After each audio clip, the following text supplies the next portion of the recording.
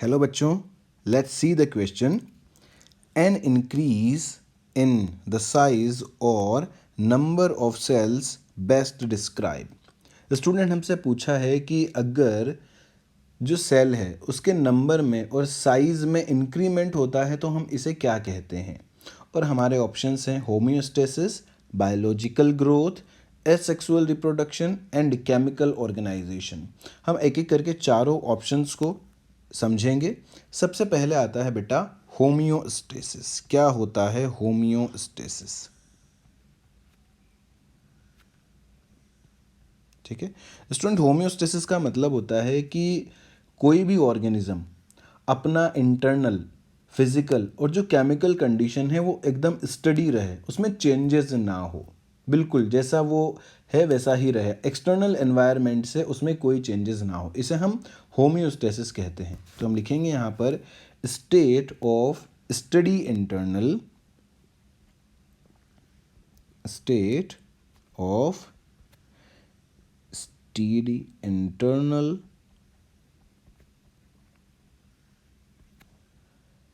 अब वो फिजिकल भी हो सकता है और केमिकल भी हो सकता है. Physical and chemical condition and chemical condition. अगर उसकी इंटरनल फिजिकल कंडीशन और chemical condition as it is रहती है तो उसे हम होम्योस्टेसिस कहते हैं, केमिकल कंडीशन. ठीक है. दूसरा टर्म है हमारे पास यहाँ पर बायोलॉजिकल ग्रोथ. Biological growth. ठीक है स्टूडेंट्स, बायोलॉजिकल ग्रोथ का क्या मतलब होता है? इंक्रीज इन साइज और number of cell is called biological growth. अगर किसी भी ऑर्गेनिज्म में साइज का नंबर बढ़ रहा है और या फिर उनका जो साइज है वो बढ़ रहा है, सेल्स का साइज और नंबर बढ़ रहा है, तो इसे हम बायोलॉजिकल ग्रोथ कहते हैं. तो लिखेंगे हम यहाँ पर इंक्रीज इन साइज और नंबर ऑफ सेल्स और number of cells is biological growth, is biological growth. ठीक है. तो स्टूडेंट यहाँ हमें हमारा आंसर मिल जाता है विच इज़ ऑप्शन बी, कि किसी भी ऑर्गेनिज्म में अगर सेल का साइज और नंबर बढ़ता है तो हम उसे बायोलॉजिकल ग्रोथ कहते हैं. बट हम बाकी के दो ऑप्शन भी देखेंगे यहाँ पर, उनका क्या मतलब है. तो सी ऑप्शन हमें दिया हुआ है asexual reproduction, asexual reproduction.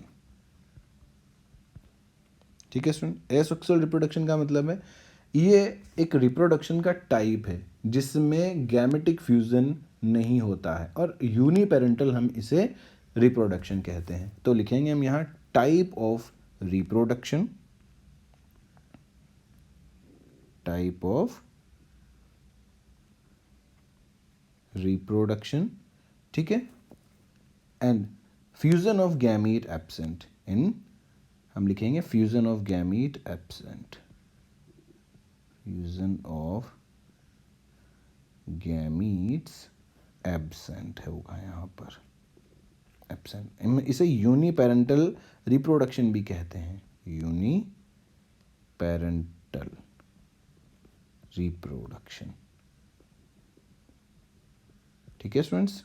Now fourth term हमें दी हुई है which is a chemical organization. इसका क्या मतलब होता है? केमिकल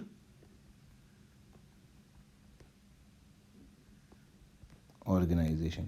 स्टूडेंट इसका बहुत सीधा सा मतलब है कि किसी भी लिविंग बीइंग या लिविंग ऑर्गेनिज्म की बॉडी में कौन कौन से केमिकल प्रेजेंट हैं, उसकी बॉडी कौन कौन से केमिकल से मिलकर के बनी है.